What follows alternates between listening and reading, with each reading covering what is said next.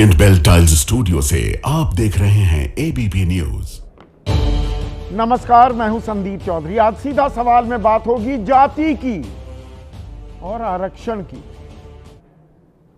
और इसका कनेक्शन एक बार फिर सेट किया जा रहा है। 10 साल पहले बिहार में यह हुआ था। सरसंघचालक मोहन भागवत ने आरक्षण की समीक्षा की बात की और उसे लपक लिया था लालू प्रसाद यादव ने। यह सितंबर 2015 की बात थी। नवंबर में जो नतीजा आया, लालू और नीतीश साथ थे। इसी मुद्दे की बिना पर बीजेपी को करारी शिकस्त, एक जबरदस्त पटखनी देते हुए महागठबंधन दिखाई दिया था। तो अब फिर से जाति और आरक्षण की बात हो रही है बिहार में, लेकिन इसकी शुरुआत हुई उत्तर प्रदेश से, जहां पर इलाहाबाद हाई कोर्ट का एक फैसला आया। जाति पहचान के तौर पर इस्तेमाल ना हो, इस पर अलग अलग तरह की रोक लगाई गई। अपराध है उसमें जाति ना लिखी जाए, जाति का सार्वजनिक इस्तेमाल ना हो, रैलियां ना हो। इस बाबत उत्तर प्रदेश सरकार ने आदेश भी लागू कर दिए। अब इसमें खुद सरकार में शामिल निषाद पार्टी, उसकी तो पहचान ही जाती है,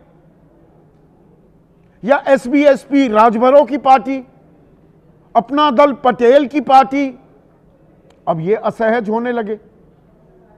लेकिन योगी आदित्यनाथ ने कहा कि जाति विहीन समाज जो है उसकी परिकल्पना को जमीन पर उतारने की जरूरत है, जाति क्यों पहचान बने। अखिलेश यादव ने कहा 5,000 साल पुरानी ये प्रथा चली आ रही है, इसको ऐसे कैसे खत्म कर देंगे। इसका कोई लॉन्ग टर्म प्लान है भी या नहीं। लेकिन आज 85 साल बाद बिहार में अपनी कांग्रेस वर्किंग कमेटी की बैठक करता दिखाई दिया मुख्य विपक्षी दल। 85 साल बाद 1940 में इससे पहले बैठक की थी, और वहां पर कांग्रेस के राष्ट्रीय अध्यक्ष मल्लिकार्जुन खड़गे ने आरक्षण बम फोड़ दिया। हाइड्रोजन बम तो कब लेकर आएंगे, राहुल गांधी पर आरक्षण बम फोड़ दिया। उन्होंने कहा यह जाति विहीन समाज की परिकल्पना इसलिए करती दिखाई दे रही है बीजेपी क्योंकि यह आरक्षण खत्म करना चाहती है, और उसे लेकर योगी आदित्यनाथ का एक लेख का भी जिक्र कर दिया। हालांकि इस लेख को पिछले साल भी उठाया था, पर ज्यादा सुर्खियां ये ले नहीं पाया। ये बीजेपी की योगी आदित्यनाथ के लिए गले की हड्डी बन सकता है, या पुरानी शराब नई बोतल में परोसने की कोशिश कर रही है कांग्रेस। ये जाति और आरक्षण को फिर से जोड़ना चाह रही है। वो संविधान की किताब लेकर राहुल गांधी जो चले थे, और 50% की जो लक्ष्मण रेखा है आरक्षण की उसे तोड़ देंगे, जिसकी जितनी हिस्सेदारी उसकी उतनी भागीदारी, वो नारा बुलंद करते दिखाई देगी क्या कांग्रेस और महागठबंधन। अति पिछड़ों को लेकर आज एक रैली भी करते दिखाई दिए हैं महागठबंधन वाले। ऐसे में जाति जो फिर से मुंह बाए खड़ी है, गर्दन अपनी बाहर निकाल रही है, क्या यह चुनावी मुद्दा बन जाएगा? आपकी राय, आपके सुझाव और आपके सवाल, जो अब सीधा सवाल के अहम हिस्सा बन चुके हैं, उनका रहेगा इंतजार। तो आज सीधा सवाल में बात होगी जाति की और आरक्षण की। इन दोनों को जोड़ दिया गया है, राजनीतिक घालमेल हो गया है। बिहार में कांग्रेस ने 85 साल बाद अपनी कार्य समिति की, कांग्रेस वर्किंग कमेटी की बैठक की आज। इससे पहले 1940 में की थी, तब हम आजाद भी नहीं थे। और कांग्रेस की गत ऐसी हुई है, 1985 में जो विधानसभा चुनाव हुए थे 196 सीटें थी कांग्रेस की, और 2020 के आखिरी जो विधानसभा चुनाव हुए, अब होने वाले हैं, उससे पहले वाले जो हुए 19 सीटों पर सिमट गई थी। खैर, उनके राष्ट्रीय अध्यक्ष मल्लिकार्जुन खड़गे ने जाति और आरक्षण को जोड़ दिया कि एक तरफ तो ये केंद्र सरकार जातिगत जनगणना, जातीय जनगणना कराने पर मजबूर हुई, हमने दबाव बनाया, हमारी जीत थी। एक तरफ तो जातीय जनगणना करा रही है केंद्र सरकार, लेकिन यूपी सरकार जातीय रैलियों पर, जाति एक पहचान के तौर पर अब ना चलेगी, इस पर रोक लगा रही है, प्रतिबंध लगा रही है उत्तर प्रदेश सरकार। ये तार जोड़ दिए और कहा कि योगी आदित्यनाथ ये तो आरक्षण विरोधी हैं। उन्होंने एक लेख का जिक्र भी कर दिया, वो अभी आपको बताने वाला हूं। पर दरअसल यूपी सरकार ने क्या कुछ आदेश जारी किए हैं, ये आदेश किस बिना पर जारी किए गए पहले आपको बता दूं। इलाहाबाद हाई कोर्ट ने जाति पहचान नहीं होनी चाहिए, सार्वजनिक जगहों पर वो इस्तेमाल ना हो, उस पर रोक लगाने का आदेश दिया। यूपी सरकार इसके खिलाफ अपील भी कर सकती थी सुप्रीम कोर्ट में, हर फैसला तो नहीं मानती है ना सरकारें, लेकिन उसकी तुरंत तामील कर दी। अब इसमें सरकार का आदेश क्या है, उत्तर प्रदेश सरकार का, पुलिस रिकॉर्ड सार्वजनिक जगह रैली में जाति के जिक्र पर अब रोक लग गई है। एफआईआर गिरफ्तारी मेमो में जाति का जिक्र नहीं किया जाएगा। थाने के नोटिस बोर्ड, गाड़ियों पर, साइन बोर्ड पर वो लगाए घूमते हैं ना, झंडा भी लगाए घूमते हैं अपनी जाति का, या जाति का नाम पीछे वो लिखे हुए घूमते हैं, सब पर रोक लग गई है। जातिगत नारे और संदर्भ तत्काल हटाए जाएंगे। जातिगत रैलियों पर प्रतिबंध, और ऐसी रैलियों पर पुलिस सोशल मीडिया के जरिए निगरानी भी रखेगी। सिर्फ SC ST अनुसूचित जाति और जनजातियों को इस पर छूट है। अब इसको लेकर बहुत से दलों में तो पसोपेश एक असमंजस की स्थिति हो गई है। अब संजय निषाद या ओम प्रकाश राजभर या अनुप्रिया पटेल वो तो अपनी राजनीति ही जाति विशेष के आधार पर कर रहे हैं कि भाई निषादों के नेता हैं, निषादों को हक दिलाएंगे। वो रैली नहीं कर पाएंगे तो राजनीति क्या करेंगे। संजय निषाद हमारे साथ जुड़ेंगे, कैबिनेट मंत्री हैं यूपी सरकार में, वो तो परेशान हो ही रहे थे कि इन सब के बीच मल्लिकार्जुन खड़गे ने इसे आरक्षण से जोड़ दिया है। और आरक्षण से कैसे जोड़ा कि देखिए, ये हाथी के दांत खाने के और दिखाने के और हैं। जातिगत जनगणना तो हमारे दबाव में अब केंद्र सरकार करने पर मजबूर हो रही है, लेकिन दरअसल ये जातियों पर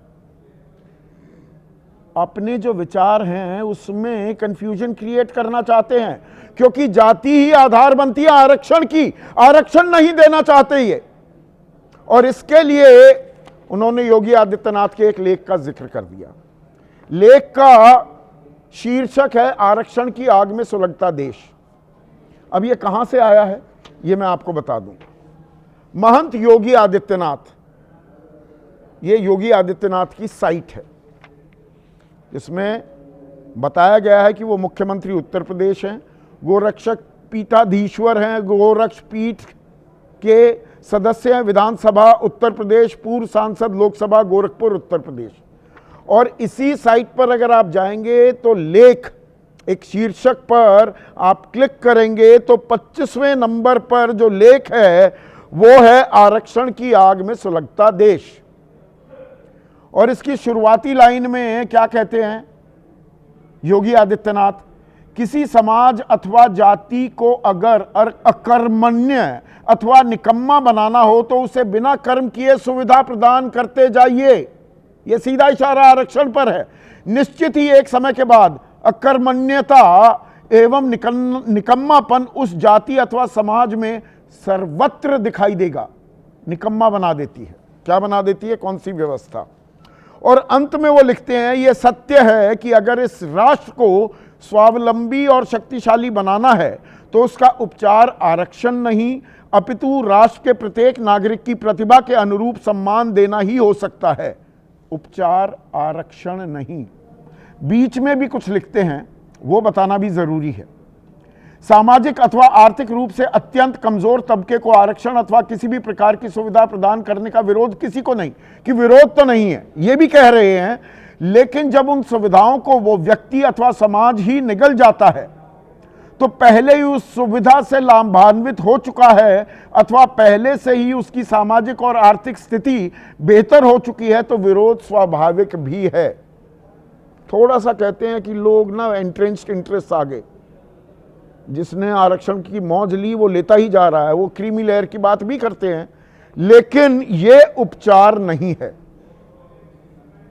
अब संयोग देखिए, सरसंघचालक मोहन भागवत ने सितंबर महीने में ही है 10 साल पहले आरक्षण की समीक्षा की बात मात्र की थी। लालू प्रसाद यादव लेकर उछल पड़े थे उसे और सबसे बड़ा चुनावी मुद्दा बना दिया था। जबरदस्त हार का सामना करना पड़ा था बीजेपी को। हालांकि लालू और नीतीश तब साथ थे। यह भी सितंबर का महीना है, नवंबर में चुनावी नतीजे आ जाएंगे बिहार के। और बिहार में अब जाति को पहचान बनाने के लिए जो ये कार्य समिति की बैठक हुई, उसके बाद अति पिछड़ा समुदाय को लेकर भी आंदोलन करने की बात हो रही है। राहुल गांधी और तेजस्वी ये दोनों साथ थे और अति पिछड़ा न्याय संकल्प लेते दिखाई दिए। आज संकल्प में क्या बोला? अत्याचार से छुटकारा देने के लिए कानून बनाएंगे, पंचायत नगर निकाय में 20 की जगह 30% आरक्षण होगा, निजी स्कूलों में दाखिले के लिए आरक्षण, 25 करोड़ तक के सरकारी ठेकों में 50% आरक्षण, निजी शिक्षण संस्थान में एडमिशन में आरक्षण, आरक्षण की देखरेख के लिए नियामक बनाएंगे। हर संकल्प में आरक्षण। और वो कह रहे हैं 50% की लक्ष्मण रेखा तो हम तोड़ देंगे। वो सरकार ने भी तोड़ दी है, केंद्र सरकार ने। जो इकोनॉमिकली वीकर सेक्शन है, आर्थिक रूप से जो कमजोर है, उनको 10% दे दिया है। पर बिहार में तो 65% आरक्षण भी दिया गया था, जिसे पटना हाईकोर्ट ने रोक दिया और उस रोक पर रोक लगाने से सुप्रीम कोर्ट ने इनकार कर दिया। हालांकि वहां पर जो जातिगत जनगणना की गई थी उसमें अति पिछड़े वो थे 36.01% और पिछड़े थे 27.12%। दोनों मिला दें पिछड़ी आबादी 63% और अनुसूचित जाति 19.65%, यानी कि 84% पिछड़ा वर्ग। इनमें पैठ थी अति पिछड़ों में नीतीश की। अब उसकी काट यहां पर निकालने की कोशिश की जा रही है क्या? और इसीलिए जाति फिर से मुंह बाती दिखाई दे रही है। राहुल गांधी क्या बोले, पलटवार क्या कर रही है बीजेपी, सुनिए। जो 50% की रिजर्वेशन की दीवार बना रखी है, इसको हम तोड़ के फेंक देंगे। ओबीसी राष्ट्र अध्यक्ष के साथ सोनिया जी ने किस प्रकार का बर्ताव कराया था, उनको हाथ पैर से उठा करके बाथरूम के अंदर बंद कराया गया था।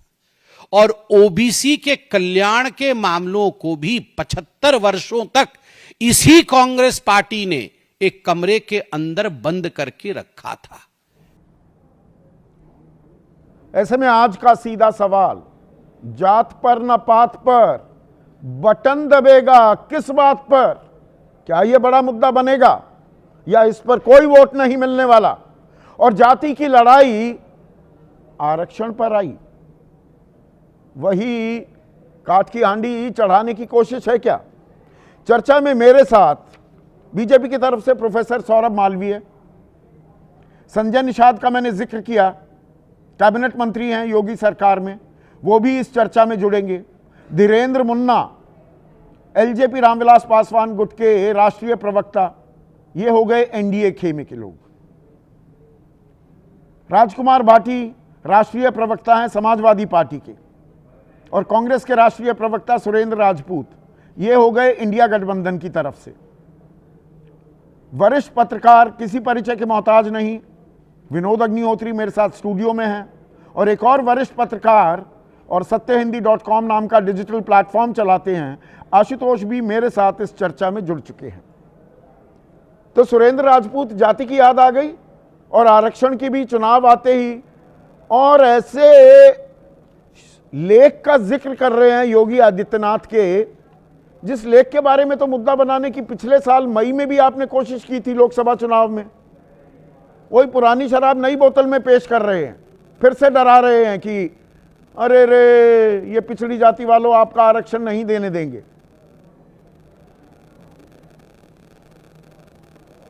संदीप भाई, एक छोटी सी बात बता दीजिए, उसके बाद जो जवाब आपका वो हमारा। भारतीय जनता पार्टी, जनसंघ, संघ, हिंदू महासभा और इनके सारे अनुसांगिक संगठन पिछले 75 साल से लगातार जवाहरलाल नेहरू जी, महात्मा गांधी से लेकर के और राहुल गांधी तक रोज सैकड़ों बार झूठ बोलते हैं, रोज सैकड़ों बार झूठ बोलते हैं। और हमने इनके एक लेख को लेकर के 2 बार सच बोल दिया तो सबके पेट में दर्द हो गया। अरे भाई, अभी तो शुरुआत हुई है, हमने तो सिर्फ 2 ही बार सच बोला। मैं आपको जिम्मेवारी से कहता हूं कि भारतीय जनता पार्टी के नेता जब जब देश के खिलाफ, जब जब कांग्रेस के खिलाफ, जब जब कांग्रेस के नेताओं के खिलाफ झूठ बोलेंगे, हम लगातार उनके खिलाफ सच बोलते रहेंगे। या तो ये कह दें योगी आदित्यनाथ जी या भारतीय जनता पार्टी के लोग, ये लेख नहीं है। आपने लेख में लेख गलत की क्या तो है? आपने इतना बढ़िया वो किया है। लेख में गलत क्या है? वो ये भी कह रहे हैं कि भाई लेख में गलत क्या है? सामाजिक अथवा आर्थिक रूप से अत्यंत कमजोर तबके को आरक्षण अथवा किसी भी प्रकार की सुविधा प्रदान करने का विरोध किसी को नहीं, लेकिन जब उन सुविधाओं को वो व्यक्ति या समुदाय निगल जाए तब होती है परेशानी। जी जी, इसी लेख में एक बहुत बढ़िया चीज और लिखी है, क्या नाम आपसे बताएं संदीप भाई, उसके बाद जो जवाब आपका फिर वही हमारा, आप लिख लो। इन्होंने लिखा है, जन्मना जाति व्यवस्था का दुष्परिणाम को खत्म करने के लिए, उसकी असमानता को, सामाजिक असमानता को समाप्त करने के लिए आजादी के बाद जो तरकीब निकाली आरक्षण की, उसने और क्या नाम इस खाई को बढ़ा दिया। यानी बाबा साहब भीमराव अंबेडकर के संविधान का, आरक्षण का घनघोर अपमान। और यही आरोप हम लगाते हैं कि साहब ये लोग संविधान बदलकर मनुवाद बनाना चाहते हैं। जन्मना जाति की, यानी जन्म से जो जाति व्यवस्था है उसकी कुरीतियों के खिलाफ जो हम लोगों ने तरीका अपनाया, उसकी असमानता जातीय कुरीति नहीं है क्या संजय भाई? सुरेंद्र भाई और बढ़ा दी। सुरेंद्र भाई, क्या जाति एक कड़वी हकीकत है क्या? जाति विहीन समाज, ये परिकल्पना, क्या वो सपना नहीं संजोना चाहिए? यही तो मैं आपसे कह रहा हूं कि भारतीय जनता पार्टी की जो जहरीली सोच है, यही तो सबसे जहरीली सोच है भारतीय जनता पार्टी की, कि वो जाति विहीन समाज करके सिर्फ धर्म युद्ध के लिए आकर्षित करना चाहते हैं क्या पूरे देश को? पूरे देश में धर्मांधता फैलाना चाहते हैं, हर मस्जिद के नीचे मंदिर खोजना चाहते हैं, हर मजार पर भगवा झंडा लहराना चाहते हैं, हर जुलूस में हिंदू और मुसलमान को मरवाना चाहते हैं, तिरंगा यात्रा के नाम पर चंदन गुप्ता की हत्या करा करके आज तक उसके माँ बाप रो रहे हैं सड़कों पर, लखनऊ पर सड़क पर घूमते हैं, उनको कोई नौकरी नहीं दी, कोई पैसा नहीं दिया, और कोई भारतीय जनता पार्टी का नेता की लड़ाई है। आप जाति में बांटे रहने देना चाहते हैं समाज को, वो लामबंदी कर रहे हैं हिंदू समाज के नाम पर। लड़ाई ये है ना? नहीं, मैं आपसे ना बिल्कुल नहीं। ये हैव्स की और हैव नॉट्स की लड़ाई है। ये नल नील कोल भील पिछड़े दलित आदिवासी नौजवान महिला किसान की लड़ाई है। और ये लड़ाई किसके खिलाफ है? जो हैव्स हैं, जिनके पास अडानी है, अंबानी है, जो देश में सिर्फ 2% है, उनके खिलाफ ये लड़ाई है। तो योगी आदित्यनाथ थोड़ा आरक्षण रोक सकते हैं। जातीय जनगणना तो करवा रही है ना अब सरकार ने हाँ की। प्रधानमंत्री पिछड़ी जाति से आते हैं, सबसे ज्यादा कैबिनेट मंत्री 29 मंत्री बनाए हुए हैं पिछड़ी जाति के, ये दावा करती है बीजेपी। हाँ, बिल्कुल वही तो कह रहा हूं कि तुम करो तो रासलीला और हम करें तो पता नहीं क्या ढीला आपके सामने। जब राहुल गांधी जी के दबाव में आकर जाति जनगणना को हां करते हैं, लेकिन उससे पहले क्या कहते हैं? उससे पहले कहते हैं जाति बनाना, जाति बताना, अगड़े पिछड़े की बात करना पाप है। और उसके पहले क्या कहते हैं कि मैं तो नीच जाति का हूं, मैं तो पिछड़ी जाति का हूं, मैं तो घाची हूं, मैं तो तेली हूं, इसलिए मेरे को वोट दे दो। प्रियंका गांधी गाली दे रही। ये जो बात भारतीय जनता पार्टी के लोग करते हैं, और भारतीय जनता पार्टी के लोग संविधान को तोड़ने की, मरोड़ने की, खत्म करने की, आरक्षण व्यवस्था को खत्म करने की बात करते हैं, ये इनसे सवाल पूछे जाने चाहिए कि देश के विरोध में क्यों है। और मैं तो कहता हूं सबके संसाधनों पर बराबर का हक दे दो, जाति अपने आप खत्म हो जाएगी। सब बिल्कुल संसाधन पे बराबर का हक दे दो, जाति अपने आप खत्म हो जाएगी। आपने क्यों नहीं दी? राजीव गांधी ने, संबित पात्रा दावा कर रहे हैं, राजीव गांधी ने रिजर्वेशन के, आरक्षण के खिलाफ संसद में सबसे लंबा भाषण किसी ने दिया है, वो राजीव गांधी ने दिया। हाँ, यही तो बात है। अब आप देखो, अब आप आ गए उसी जगह पर। हमने अभी आपसे कहा था ना कि भाजपा वाले हमारे इतिहास पुरुषों को लेकर के 100 झूठ बोलें, कोई दिक्कत नहीं, और हम 2 सच बोल दें तो सबके पेट में दर्द हो जाता है। अरे भाई, योगी जी का हमने एक लेख 2 ही बार तो उद्धृत किया। अभी तो आप कह रहे थे कि नहीं 2 बार क्यों कर लिया, पुरानी शराब है, नई बोतल है, फलानी चीज है। अब मैं आपको बताता हूं सर, एक चीज जान लीजिए, हमने जाति जनगणना नहीं कराई, हमने गलती करी। हम आपके चैनल के सामने हाथ जोड़कर करोड़ों अपने दर्शकों से माफी मांगते हैं। उन सारे नल से, नील से, कोल से, भील से, पिछड़े से, दलित से, आदिवासी से हम माफी मांगते हैं कि हमने जाति जनगणना में देर करी। हमने जाति जनगणना 2011 में कर दी थी, सारे टेबलॉइड इनको दे दिए थे भारतीय जनता पार्टी वालों को। इन्होंने उसको क्या नाम सामने नहीं रखा, क्योंकि ये तो जाति जनगणना कराना चाहते थे और बाकायदा इनके उसमें था, लेकिन इन्होंने बाद में बदल गए क्योंकि अडानी का दबाव आ गया, क्योंकि देश के जो सामंतवादियों का दबाव आ गया। और ये जो सामंतवादी सोच है, भारतीय जनता पार्टी वोट लेती है पिछड़ों से, दलितों से, आदिवासियों से, लेकिन राज करती है, सामंतवाद राज करता है और उनके संसाधनों पर हक किसको देती है? अडानी को देती है, रेल भी देती है, तेल भी देती है, पोर्ट भी देती है। ठीक है, पिछड़ी अति पिछड़ी जातियों के वोट तो चाहिए। डॉक्टर संजय निषाद मेरे साथ जुड़ गए हैं, कैबिनेट मंत्री हैं यूपी सरकार में, आपके वोट तो चाहिए। जो बात यहां सुरेंद्र राजपूत कह रहे हैं संजय भाई, पर अब जाति तो गाली हो गई, जो आपकी राजनीति का आधार है। आप निषादों के लिए लड़ते हैं, अब आप निषादों की रैली नहीं कर पाएंगे। आप ही की सरकार ये आदेश लागू कर रही है। देखिए संदीप भाई, मैं तो आपको धन्यवाद दूंगा कि कम से कम इस जाति पर, जो जात पात की राजनीति शुरू हुई, इस पर आपने जो आज का डिबेट किया है। मैं तो अपने निषाद राज के वंशज होने का गर्व कहता हूँ। आज निषाद सताए गए, अंग्रेजों से लड़े, मुगलों से लड़े, उजड़े हैं, उस पर गर्व करता हूँ। उनके साथ सामाजिक अन्याय हुआ है, इस पे मैं उसके न्याय की लड़ाई लड़ रहा हूँ, लड़ता रहूंगा। आज के दिन में संत कबीर नगर में जाति के नाम पर उत्पीड़न से निषाद बेटे ने आत्महत्या कर ली है।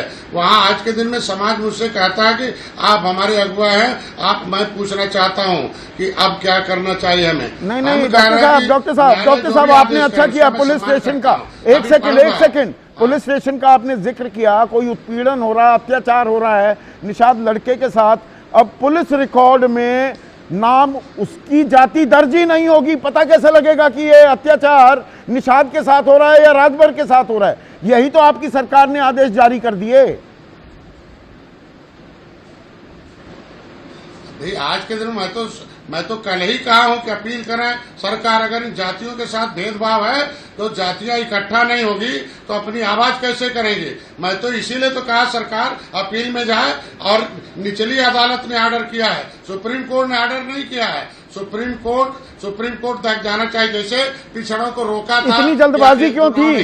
इतनी जल्दबाजी योगी सरकार को क्यों थी? FIR, गिरफ्तारी मेमो में जाति का जिक्र नहीं, थाने के नोटिस बोर्ड, गाड़ियों पर, साइन बोर्ड पर जाति आप नहीं लिख सकते। इतनी जल्दबाजी क्या थी? अपील तो की जा सकती थी, आपसे सलाह मशवरा किया।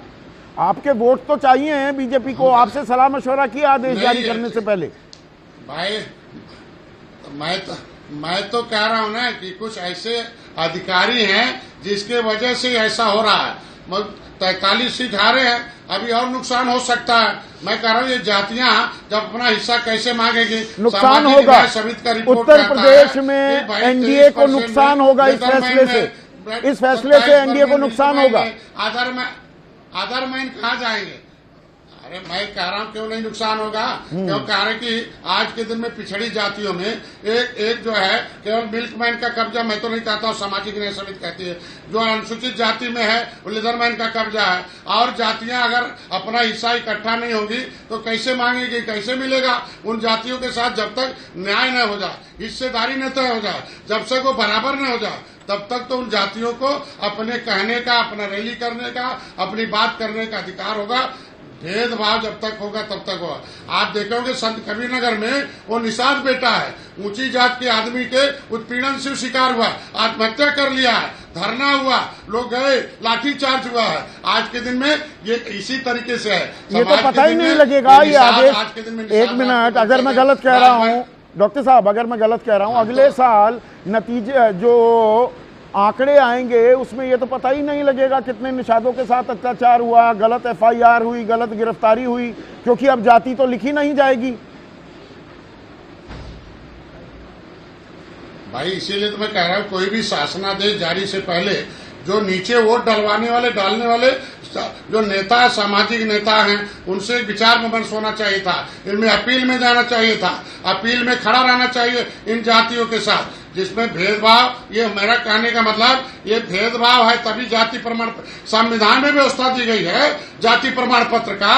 क्या होगा अब जाति में अहिर नहीं लिखा जाएगा, जाति में निषाद नहीं लिखा जाएगा, इतने जाति सालों में राजभर नहीं से लिखा जाएगा। डॉक्टर साहब इतने सालों से, और जब आते हैं मैं ये सवाल आपसे जरूर पूछता हूँ, इतने सालों से लड़ाई लड़ रहे हैं निषादों को अनुसूचित जाति में शामिल किया जाए, पिछड़े वर्ग में नहीं। वो झुंझुना आपके सामने थमा रखा है बीजेपी ने, वो झुंझुना तो छोड़िए, अब तो आप रैली भी नहीं कर पाएंगे, अब तो आपके राजनीतिक अस्तित्व पर सवाल कर दिए। अब डॉक्टर संजय निषाद रैली कैसे करेंगे? तो मैं तो यही कह रहा हूं, ये तो मेरा समाज अब कल से लिखेगा कि भाई जब ये अंग्रेजों ने नहीं उजाड़ा था 12 अक्टूबर 1871 को, क्रिमिनल केस घोषित किया था, हम निषाद राज परिषद पे निषाद राज किले पे ले जाता हूँ, निषाद राज जय निषाद राज बोलते हैं। अब निषाद नहीं लिखेंगे तो क्या डॉक्टर संजय कुमार निषाद क्रिमिनल लिखेंगे? डॉक्टर संजय कुमार क्रिमिनल लिखेंगे या निषाद का बेटा क्रिमिनल लिखेगा कि अंग्रेजों ने इन्हें क्रिमिनल किया था, अपराधी जनजाति किया था, देश को आजाद कराने वाली है? भाई या तो फिर हम 24 कैरेट के आजाद कराने वाली जातियां ये लिखेंगे। आज के दिन में ताल से ताल कटोरा में गए हैं और ये जो निषाद एक आवाज उठाए हैं, ये फर्जी PDA से जो जातिगत भेदभाव की बात की गई है, आज के दिन में ये जो जातियां इकट्ठी हुई हैं, जो फर्जी असली PDA जो दिल्ली में गई है, इकट्ठा हो गई है। मैं कह रहा हूं इन जातियों के साथ सरकार को खड़ा रहना चाहिए, उसे विचार विमर्श करना चाहिए। सरकार तो खड़ी नहीं है, अपील करना चाहिए। सरकार तो खड़ी नहीं है। डॉक्टर संजय निषाद, क्या आप दिल्ली अपनी इस शिकायत को अगर मैं कहूं या अर्जी को लेकर जाएंगे कि भैया ये गलत हो रहा है? मैं सुझाव के लेके जाऊंगा, शिकायत को नहीं सुझाव दूंगा। ये जातियां अगर अपना हिस्सा नहीं मांगेंगी तो अनुसूचित जाति में एक लेदरमैन खाएंगे, ये जातियां अगर इकट्ठा नहीं होंगी तो पिछड़ी जाति में मिल्कमैन खाएंगे, तो अदरमैन कहाँ जाएंगे? ये का भजन गाएंगे? आखिर जातियां रैली करेंगे डॉक्टर संजय निषाद नहीं खोजेंगे। इस आदेश के बावजूद क्या आने वाले दिनों में आप अपने समाज की रैलियां करेंगे या नहीं, या आप रैलियां नहीं करेंगे, आदेश का पालन करेंगे? समाज तो हिस्सा मांगेगा, अरे समाज हिस्सा मांगेगा, हिस्से के लिए वो रैली करेगा, वो इकट्ठा होगा। जो संविधान में उन्हें प्रदर्शन का अधिकार दिया है, हक मांगने का अधिकार दिया है, अपना हिस्सा खोजेंगे। हमारा कहाँ गया चपरासी? क्यों नहीं है?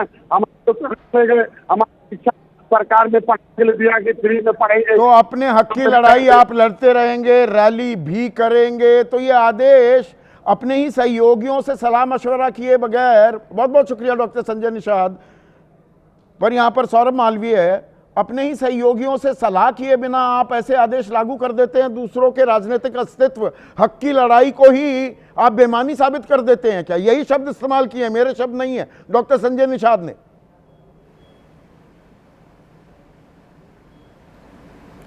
नहीं संदीप जी, संजय निषाद जी ऐसा नहीं कह रहे हैं। अच्छा। उनकी बात को ध्यान से सुनने पर बात और साफ होगी।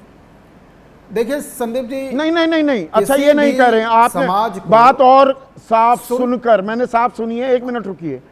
विनोद अग्निहोत्री ये नहीं कह रहे, वो कह रहे हैं हक की लड़ाई जारी रखेंगे, हमसे पूछा नहीं गया, ये गलत है। वो कह रहे हैं हमने सुझाव दिया था, सरकार ने माना नहीं। हमने कहा सरकार ने माना नहीं, सरकार ने अपील क्यों नहीं की?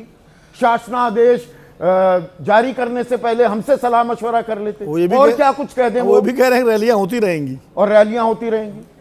चलिए, मैंने और विनोद अग्निहोत्री ने गलत समझ लिया, आपने ठीक समझा, बताइए आपने क्या समझा? नहीं विनोद जी और आप ठीक है संदीप जी, जरा बात तो पूरी हो जाने दीजिए। हाँ।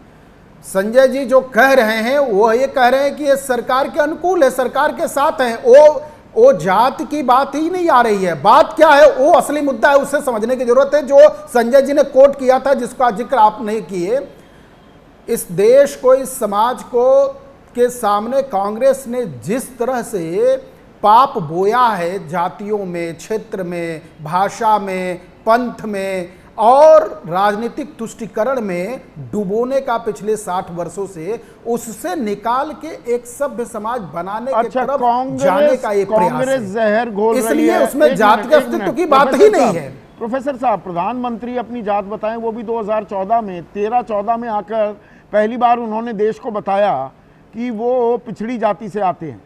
उससे पहले गुजरात में भी नहीं बताया था। और आप बात बात पर ये बात ताल ठोकेंगे 29 हमारे मंत्री पिछड़ी जाति से आते हैं। आप जहर नहीं घोलते, आप अमृत बहा रहे हैं और जहर ये घोल रहे हैं। अब मैं उसी पर आ रहा था। हाँ, बहुत बिल्कुल नहीं, वो एकदम सही, आपने सही सवाल उठाया। भारतीय जनता पार्टी ने 2014 में देश के सामने एक चित्र रखा और 2024 तक आते आते उसे साफ कर दिया। सबसे ज्यादा दल में महिलाओं को आरक्षण, सबसे ज्यादा समाज की प्रतिभागिता, सबसे ज्यादा समाज के प्रतिनिधित्व को, उस वर्ग को जो वर्ग कांग्रेस के सामने कभी सर नहीं उठा सका, वह समाज जो टूटा था, लंगड़ा था, लूला था, जिसको कभी अवसर नहीं दिया इन लोगों ने, एक साजिश के तहत, एक परिवार के तहत कि परिवार ही देश है और देश में परिवार ही रहेगा, ये नारा देके चलाने वाले, सत्ता में रहने वाले ये सुखभोगी और परिवारवाद के सभी इनके सलाहकार और बाकी क्षेत्रवादी परिवार का जो परिणाम आप देख रहे हैं अलग अलग राज्यों में। सबसे ज्यादा भारतीय जनता पार्टी के राज्यों में कौन से मुख्यमंत्री हैं, किस वर्ग से मुख्यमंत्री हैं, देश के राष्ट्रपति मतलब कौन आप हैं? जब देश के नेतृत्व गवर्नर्स की सूची आप जातिगत राजनीति करें तब आप सही हैं, पर मुझे एक चीज समझाइए ना, आपको विरोधाभास नहीं दिखता कि जाति? नहीं संदीप जी, आप एक मिनट रुक जाइए ना, एक सेकंड। हाँ चलिए, बात पूरी कीजिए। मैं पूरी कर दूं। हम बीजेपी ने, भारतीय जनता पार्टी ने जातिगत समीकरण से नहीं दिया, समाज के उस वर्ग को जिसका प्रतिनिधित्व कभी नहीं मिला उसको उठाया है। यह जात के आधार पर नहीं किया है, यह अंतर है। उन्होंने जात के आधार पर देश को, समाज को तोड़ा बांटा और हमने विकास के आधार पर वही अब विरोधाभास की यही तो बात कर रहा था मैं। तो ये जातिगत जनगणना क्यों करा रही है केंद्र सरकार? एक तरफ आप जातिगत जनगणना कराते हैं, दूसरी तरफ जाति पहचान के तौर पर पेश नहीं की जा सकती, ना कोई एफआईआर, ना कोई जुर्म, ना कोई साइन बोर्ड, ना कोई रैली की जा सकती। अरे भाई, दोनों बातें तो सही नहीं हो सकती ना। एक तरफ आप जाति पूछेंगे घर घर जाकर, एक तरफ कह रहे हैं जाति बतानी नहीं है। संदीप जी, आजादी के बाद इस देश में वह वर्ग जिसके आम जन, जिनके सपने साकार नहीं हो पा रहे, लगातार राजनीतिक लाभ लेने के लिए उन लोगों का दुरुपयोग, सच्चर कमेटी भूल गया देश, मनमोहन सिंह सरकार, यूपीए गवर्नमेंट पार्ट 2। अरे भाई, आज सभी का साथ, सभी का विकास, सभी की रक्षा, सभी की सुरक्षा की गारंटी जब देनी होगी तो समाज को चिन्हित करना पड़ेगा, समाज को जानना पड़ेगा। कोई प्रतिनिधि नहीं, कोई सांसद नहीं, कोई मंत्री नहीं, वो 16-17% आबादी उसको कोने में बिठा दिया और कह रहे हैं सबका साथ, सबका विकास हो रहा है। नहीं, बिल्कुल नहीं। सर्वाधिक योजनाओं का लाभ है। अरे योजनाओं का लाभ से है। कोई आपके एहसान के पात्र हैं, उनका प्रतिनिधि नहीं होगा, उनका कोई मंत्री नहीं होगा। 78 मंत्री होंगे, कोई मुसलमान मंत्री नहीं होगा देश में। संदीप जी, आप जानते ही हैं कि चुनाव जीतेगा होगा। अच्छा, चुनाव जीतेगा, उम्मीदवार खड़ा नहीं करेंगे, योजनाओं का लाभ पहले उम्मीदवार खड़ा करेंगे नहीं, नीतियों का लाभ सबके उम्मीदवार लिए खड़ा करेंगे नहीं, 80-20 करेंगे, वो 80-20 में जाति आ जाएगी आड़े, इसीलिए अच्छा दरअसल सारी अब एक सेकंड संदीप जी, ये बहुत अच्छा सवाल है और गंभीर सवाल है। हाँ। मैं आग्रह करता हूं, आप प्लीज रुक जाइएगा। हाँ, आग्रह करता हूं। हर दल के चुनावी समीकरण होते हैं, हर दल के चुनावी समीकरण होते हैं, तो जिताऊ सीट, जिताऊ कैंडिडेट, हर पार्टी के अपने अपने फार्मूले होते हैं। जिस तो सीट पर जो जीतेगा उसे टिकट मिलेगा, वो दल देगा। फॉर्मूले में आरक्षण की आग में सुलगता नहीं, है कांग्रेस को इतिहास बनती जा रही है। आप धीरे-धीरे बंद कांग्रेस को क्यों देना है? सुनिए संदीप जी। हाँ। अब नहीं संदीप जी, एक मिनट, बहुत गंभीर सवाल उठाए, इसलिए मैं इस बात को क्लियर कर दूं। कांग्रेस को यह स्थापित करना है क्योंकि धर्म, जाति, पंथ, मजहब के आधार पर देश के सामने बांटने का एक स्वरूप देना है। तो बीजेपी को सेवा करना है, मैं समझ गया। राजकुमार भाटी अब स्क्रीन पर। राजकुमार भाटी, देश को बांट रहे हैं ये पीडीए के नाम पर। आपको जाति पहचान के तौर पर बनाए रखना ये राजनीतिक मजबूरी है, यही तो कर रहे हैं आप। संदीप जी, बड़ी विषम परिस्थिति पैदा हो गई है। माननीय प्रधानमंत्री नरेंद्र मोदी जी ने घोषणा की है कि वो जाति जनगणना कराएंगे। हर व्यक्ति अपनी जाति बताएगा, वो दस्तावेजों में दर्ज की जाएगी और ये बताया जाएगा किस जाति की जनसंख्या कितनी है। माननीय योगी आदित्यनाथ जी उत्तर प्रदेश के मुख्यमंत्री उसके विपरीत शासनादेश लेकर आते हैं कि कोई व्यक्ति कहीं अपनी जाति नहीं लिखेगा। अगर जाति का उल्लेख किया जाएगा रैली में, सभा में, बोर्ड पर, बैनर पर, तो उसमें वो गैरकानूनी होगा। योगी आदित्यनाथ जी के निर्णय को उनके कैबिनेट मिनिस्टर संजय निषाद मानने को तैयार नहीं है। वो कह रहे हैं ये निर्णय गलत है, हम जाति की रैलियां करेंगे, जाति के अधिकार मांगेंगे। ये विषम परिस्थितियां पैदा हो गई हैं। भारतीय जनता पार्टी पहले खुद ही तय कर ले कि इन विरोधाभासों से निकलने का प्रयास करे। वो बुरी तरह विरोधाभासों में फंस गई। नहीं, वो आप फंसाना और आप फंसाना चाह रहे हैं। वो पिछले साल का, अभी ये लेख का ये नहीं मालूम लिखा कब था ये योगी आदित्यनाथ ने, ये पिछले साल भी उठाया था। इसी लेख को आधार बनाकर अब फिर से सिर्फ जाति नहीं आरक्षण से जोड़ रहे हैं आप लोग कि अरे ये तो आरक्षण खा जाएंगे। अब मैं फिर नहीं, वो स्पष्ट तौर पे आरक्षण के विरोध में ही लेख है, लेकिन मैं अब इस विषय पर बोलता हूँ। भारतीय जनता पार्टी और आरएसएस की दृष्टि में दोष है। जो जाति संबंधी और आरक्षण संबंधी इनकी दृष्टि है उसमें इनकी में दोष है। दोष क्या है? जब जाति के नाम पर अन्याय होता है, जाति के नाम पर शोषण होता है, जाति के नाम पर हक मारे जाते हैं, जाति के नाम पर अपमानित किया जाता है, तब तो इन्हें जातिवाद दिखाई नहीं देता। जब दबे कुचले लोग, वंचित समाज के लोग, अधिकार विहीन लोग अपने हक मांगते हैं, तब इन्हें जातिवाद दिखाई देता है। जाति के नाम पर अन्याय करना जातिवाद नहीं है। जाति के नाम पर घोड़े पर नहीं बैठने देंगे दूल्हे को, किसी को मूछ रखने पर मार दिया जाएगा।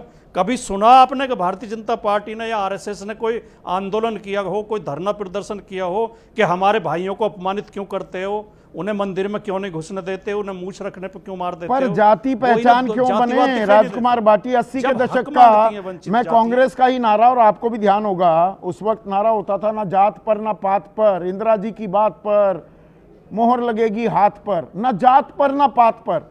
आप तो जात पात को ही असल आधार बना रहे हैं वोट पाने का। मैं लगातार कई वर्ष से टीवी चैनलों पर बोल रहा हूं और आपके शो में ही 3-4 बार तो मैं आपके सामने भी बोल चुका हूं कि कांग्रेस की पहली नीतियों से हम सहमत नहीं है। पहले कांग्रेस सामाजिक न्याय के विरोध में थी। कांग्रेस ने पिछड़े वर्ग के आरक्षण को वर्षों तक लटकाए रखा। 40 साल देरी से मिला पिछड़े वर्गों को आरक्षण, जो 1950 में मिल जाना चाहिए। मौका परस्त राजनीति कर रही है कांग्रेस। राहुल गांधी अब जो लोग कह रहे हैं अति पिछड़ा संकल्प ले रहे हैं, ये सब कुछ ये सुविधा अनुसार हो रहा है। हम तो ये मानते हैं कि कांग्रेस का हृदय परिवर्तन हो गया है। राहुल गांधी नई सोच के नेता हैं, नई समझ के नेता हैं, नए युग के नेता हैं। वो अच्छी तरह समझ गए हैं कि इस देश में जाति के नाम पर बहुत अन्याय हुआ है। और संदीप जी, मैं जो जाति के नाम पर आरक्षण का विरोध करते हैं और ये कहते हैं कितने दिन तक आरक्षण रखोगे, कब तक रखोगे, और जो योगी आदित्यनाथ कह रहे हैं कि संपन्न लोग ही उसे खा जाते हैं, मैं एक आंकड़ा बताना चाहता हूं आपको आधी मिनट में। ये 15 दिसंबर 1922 को राज्यसभा में केंद्र सरकार का जवाब है। सवाल पूछा गया था कि किस किस वर्ग के कितने पद केंद्रीय सेवा में खाली हैं। तो केंद्र सरकार का जवाब है ग्रुप ए में ओबीसी के 61%, एससी के 48%, एसटी के 53% पद खाली हैं, खाली पड़े हैं अभी जो भरे नहीं गए हैं। और ग्रुप बी में ओबीसी के 74%, एससी के 60%, एसटी के 60% पद खाली हैं। ग्रुप सी में ओबीसी के 60%, एससी के 45% और एसटी के 53% पद खाली हैं। जब 75 साल के आरक्षण के बाद भी आप अभी आधे पद भी नहीं भर पाए हैं, तो इससे आपकी नीयत में जो बेईमानी है और आपकी नीयत में जो नफरत है, आपके दिल में जो नफरत है दलितों पिछड़ों के लिए, वो दिखाई देती है साफ साफ। जो लोग ये कहते हैं, योगी आदित्यनाथ कह रहे हैं आरक्षण से जातियों का क्षमता घटती है, उनकी जो गुणवत्ता घटती है। उन्हें मंडल आयोग की रिपोर्ट पढ़नी चाहिए। मंडल आयोग की रिपोर्ट में बीपी मंडल ने साफ लिखा है कि जब आरक्षण के बल पर कोई व्यक्ति कुर्सी तक आता है तो उसके अंदर प्रशासनिक क्षमता बढ़ जाती है, उसके अंदर कॉन्फिडेंस बढ़ जाता है, तो उसकी और आपका कॉन्फिडेंस भी बढ़ जाता है, चुनावी कॉन्फिडेंस बढ़ जाता है जब जाति फिर से केंद्र में आती दिखाई देती है। लेकिन धीरेन्द्र मुन्ना, जाति एक जगह जातिगत जनगणना कराओगे, एक जगह कहोगे जाति पहचान नहीं होनी चाहिए। आपको समझ में आ रहा है? एनडीए में ये कमाल का समन्वय चल रहा है, बहुत तकड़ी कदम ताल कर रहे हैं आप लोग। नहीं, मैं तगड़ी कदम ताल कहाँ कर रहा हूँ, आप तो मेरे चेहरे देखकर ही बता दी। मुझे भी आपत्ति है ना। अब ये इसकी व्याख्या करने की जरूरत है संदीप जी, जितना अच्छे से आप चीजों को रख रहे हैं इसकी आवश्यकता है। इस पर हर चैनलों को करना चाहिए संवाद। ये व्याख्या का विषय है। एक तरफ बाबा साहब कहते हैं कि संगठित हो, ये तो अपने संविधान की मूल आत्मा है ना, शिक्षित हो, संगठित हो, संघर्ष करो। अगर अपनी जातियों की बात अगर उसको अधिकार देने की करता हो तो इसमें दिक्कत क्या है? मुझे नहीं लगता है कि इसमें कोई परेशानी की बात है। और ये तो देखिए ना कि एक तरफ अगर अनुच्छेद 19 है जो कहता है कि अभिव्यक्ति की आजादी है, और 14 कह रहा है कि समानता है। नहीं, इसमें आपको तो फिर भी एक अभेदान सा मिल गया। आप तो दलितों की बात करते हैं, तो दलितों की बात हो सकती है, एससी और एसटी पर रोक नहीं है। निषाद बाबू तो नहीं कर पाएंगे ना अब रैली, ना अनुप्रिया पटेल कर पाएंगी, ना ओम प्रकाश राजभर कर पाएंगे, ना मुकेश सैनी कर पाएंगे, ना उपेंद्र कुशवाहा कर पाएंगे। मैं कह रहा हूं कि संविधान किसी एक के लिए बाबा साहब ने तो लिखी नहीं। अगर दलित और पिछड़ों के लिए, सभी लोगों के लिए दिया, अब तो उसी संविधान ने ईबीसी को भी, ईडब्ल्यूएस का भी अधिकार दे दिया। तो कैसे आप कह सकते हैं कि किसी एक को मिले दूसरे को नहीं मिले?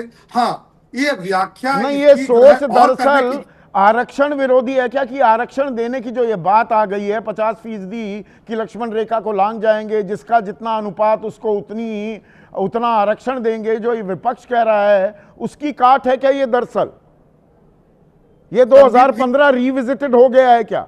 जो आरक्षण की समीक्षा की बात की, अब यहां पर भी कुछ खेल वो हो रहा है क्या धीरेन्द्र मुन्ना? संदीप जी, पिछड़े के आरक्षण की बात हो या पिछड़े शब्द को जो लेकर आ रहे हैं राहुल गांधी जी, अभी आप बताइए कि पिछड़े को सही सम्मान एनडीए की सरकार ने दिया। कर्पूरी ठाकुर जी जननायक हैं, जब उनको सम्मान भारत रत्न नहीं दे करके और स्वयं को जननायक बता देना, ये कौन सा सम्मान की बात है? आप ही जरा बताइए मुझे। भारत रत्न देने से बाकी सब पिछड़ों का कल्याण हो गया। अभी वो जो आंकड़े बता रहे हैं 75 साल आबादी के बाद, आजादी के बाद भी जो group A group B services में कितने नौकरियां, कितने पद खाली पड़े हुए हैं ओबीसी एससी एसटी के, भर ही नहीं पाते। आरक्षण जो है वो गरीबी उन्मूलन का कार्यक्रम नहीं है संदीप जी, कि आप इसको किसी का आर्थिक आधार का बहुत अच्छा हो गया तो उसको आप आरक्षण से हटा देंगे। ये तो छुआछूत और जो असमानता थी उसके चलते बाबा साहब ने दिया है। तो और अगर इसको आप तो योगी आदित्यनाथ तो यही तो कह रहे हैं। योगी आदित्यनाथ गलत कह रहे हैं क्या कि नहीं? वो कहते हैं जब उन सुविधाओं को वो व्यक्ति या समुदाय ही निगल जाता है कि एक बार मिल गया। आप कह रहे हैं गरीबी उन्मूलन नहीं है, वो तो ये कह रहे हैं एक बार मिल गया उसके बाद क्यों दिया जाए। मेरी तो असहमति है इसमें संदीप जी। असहमति है, चलिए इंडिया में अच्छी खासी असहमति भी हो रही है। ये राजनीति क्या हो रही है पर थोड़ा डिकोड करेंगे क्या आशुतोष? देखिए संदीप, ये बहुत ही भ्रष्ट किस्म की राजनीति है और भारतीय जनता पार्टी के सहयोगी संगठनों को समझ में ही नहीं आ रहा कि उनके साथ कितना बड़ा अच्छा धोखा किया जा रहा। ये दिक्कत क्या है कि दरअसल पूरी की पूरी राजनीति है जो सामाजिक न्याय के आंदोलन को जड़ से खत्म कर देना, आरक्षण की पूरी मांग को जड़ से खत्म कर देना, ये पूरी राजनीति है। और ये वो लोग कर रहे हैं जो आकंठ जातिवादी राजनीति के लिए मशहूर है। उत्तर प्रदेश में किसी भी एक व्यक्ति से आप पूछ लीजिएगा, आपको पता चल जाएगा कि वहां के मौजूदा मुख्यमंत्री की जाति क्या है और वो किस जाति की राजनीति करते हैं।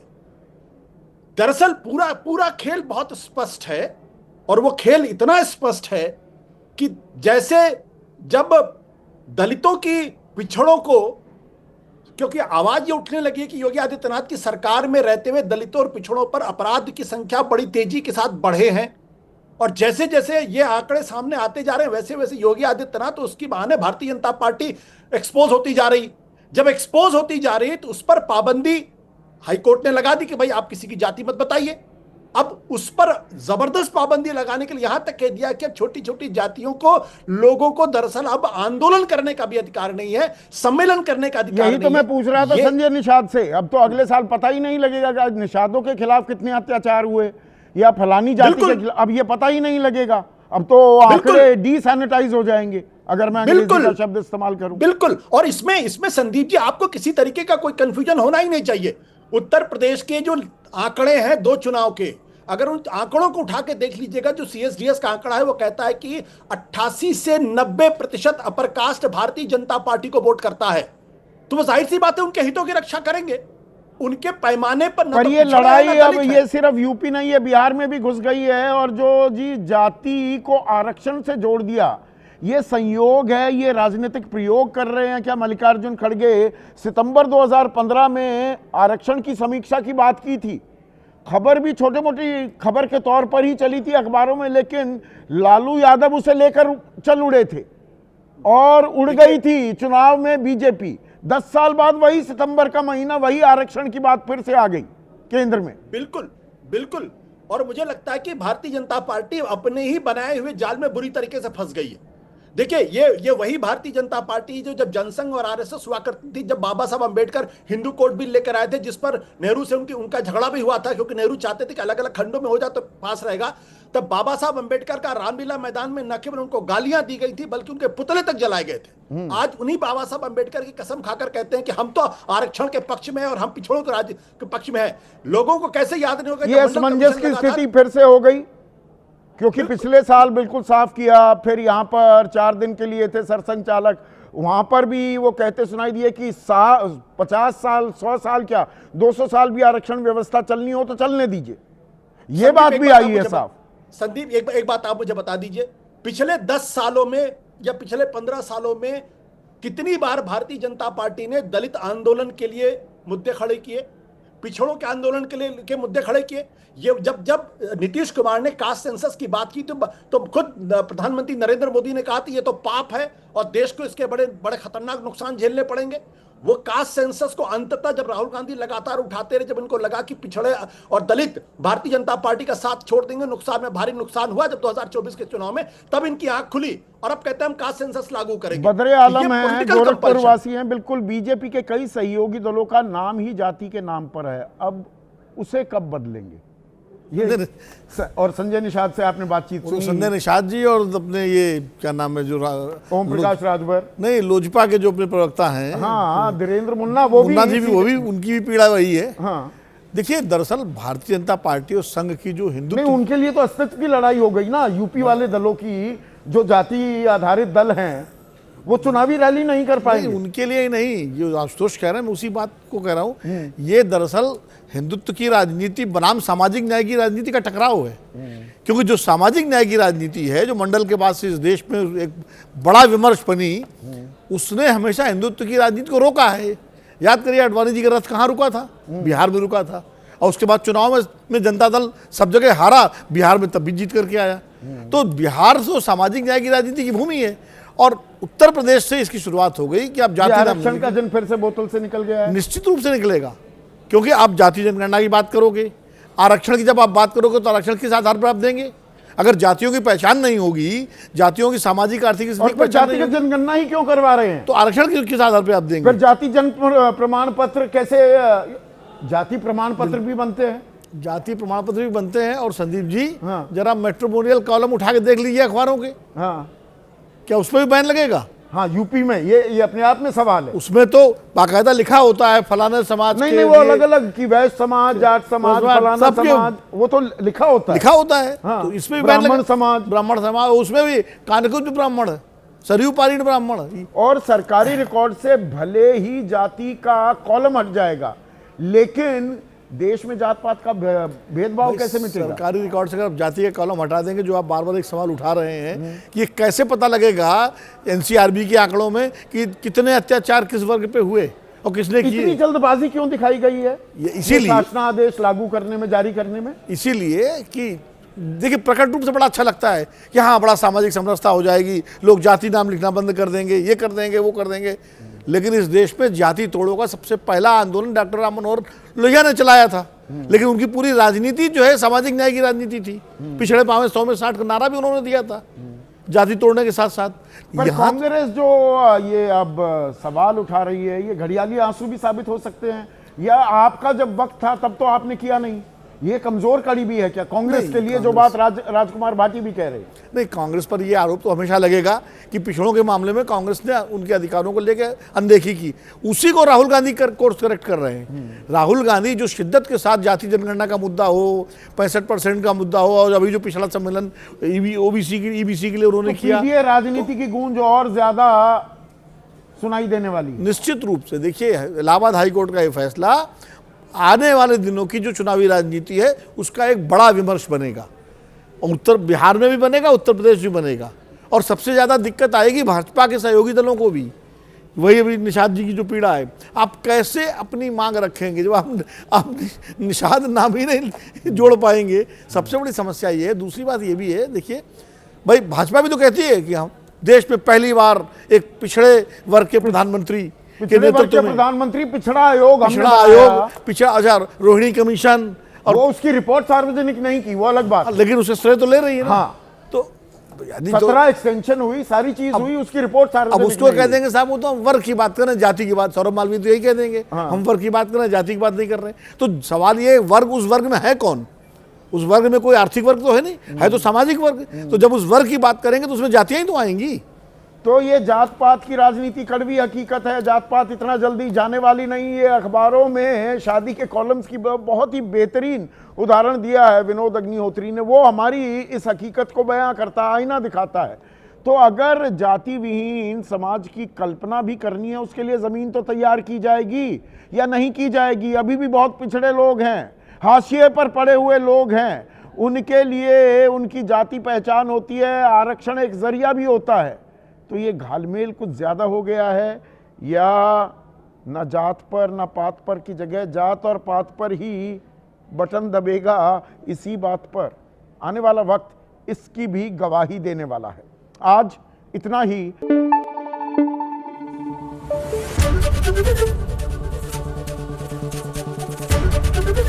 एबीपी न्यूज आपको रखे आगे।